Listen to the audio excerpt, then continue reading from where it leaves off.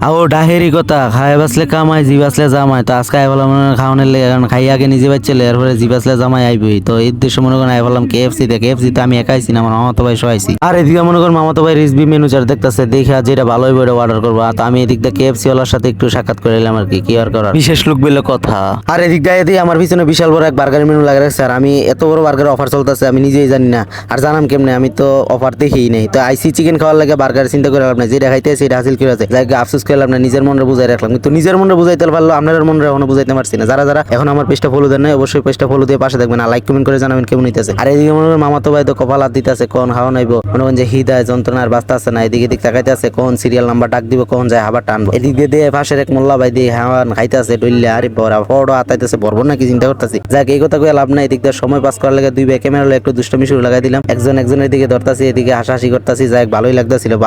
তো ঠিক আছে এই করতে করতে মনে করেন যে এদিক দিয়ে হাওন আয়া পড়ছে আর হাওন আইছে তো ভাই প্রথমেই মনে করেন যে ছবি দিয়ে একটা না তুললো ফটো সেশন করে লইলো ভাই এর থেকে আন্টিও দেখতেছে এতগুলো চিকেন আমরা দুজন কেমনে খাবো হাইতাম বারাম বেটা মানুষ আমরা 32 টাকা করে দাঁত উঠছে বুঝেন নাই সবাই ফিনিশ করলাম কতক্ষণ লাগতো না দেখবেন এ না শুরু করছি